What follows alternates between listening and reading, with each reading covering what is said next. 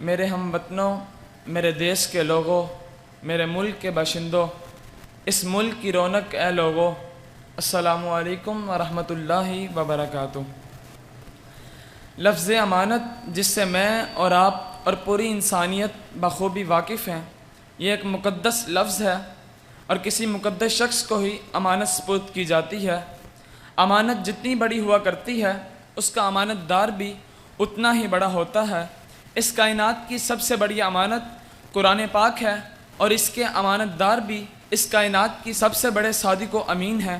اے ارض پاک میں بسنے والوں، یاد رہے پاکستان بھی اللہ کے رازوں میں سے ایک راز ہے۔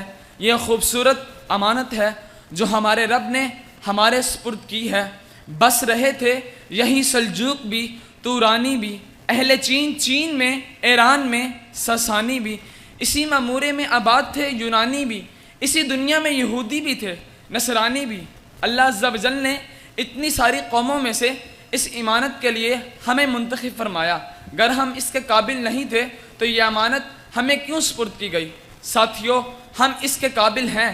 قابلیت سے ہمیں بے حد نوازا گیا ہے۔ وفا ہمارے خون میں ہے، محنت کشی ہمارا جنون ہے، اسلام ہمارا عشق ہے۔ اف پہ لہراتا ہوا یہ سبز حلالی پرچم یہود کے سینے میں خنجر ہے۔ سونا ہے ہماری مٹی، چاند میری زمین، پھول میرا وطن، میرے کھیتوں کی مٹی میں حلال یمن، میرے ملاح لہروں کے پالے ہوئے، میرے دہکاں پسینوں کے ڈالے ہوئے، میرے مزدور اس دور کے کوہ کن، چاند میری زمین، پھول میرا وطن، میرے فوجی جوان جرتوں کے نشاں، میرا اہل قلم عظمتوں کی زباں، میرے محنت کشوں کے سنہرے بدن، میرے سرحد پہ پہرا ہے ایمان کا، میرے شہروں پہ سایہ ہے قرآن کا، چاند میری زمین، پھول میرا وطن۔ یہ چوٹیوں، صحراؤں، کہکشاؤں پر مشتمل یہ دلکش دھرتی، یہ اسلام کا قلعہ پاکستان، جس کی ترقی اور خوشحالی ہماری ذمہ داری ہے۔ اس امانت کی پاسداری کے لیے ضروری ہے کہ ہم اس کو اسلامی معاشرے کا حسن دیں، جس کے عملی جدوجہد کے لیے آج سے ہی ہمیں میدان عمل میں آنا پڑے گا۔ مقصد آزادی کو سمجھنے کے لیے ہمیں مسجدوں کا رخ کرنا پڑے گا، بازاروں میں ہمیں اسلامی تجارت کو لانا ہوگا، عدالتوں میں شریعت کا نفاذ کرنا پڑے گا، ایوانوں میں نظام خلافت ہی ہمارا خواب ہے۔ اسی لیے تو ہم نے آزادی حاصل کی تھی، ورنہ رہنے کے لیے ہندوستان کی جگہ تھی ہمارے پاس۔ ساتھیوں، آزادی کے مقصد کو سمجھیے۔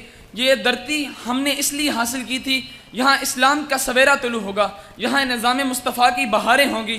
جس دن ہم نے مقصد آزادی کو حاصل کر لیا، اس دن نہ صرف پاکستان میں اسلام نافذ ہوگا بلکہ پوری دنیا پہ جب اسلام کا غلبہ ہوگا تو اس میں اہم کردار پاکستان کا ہوگا۔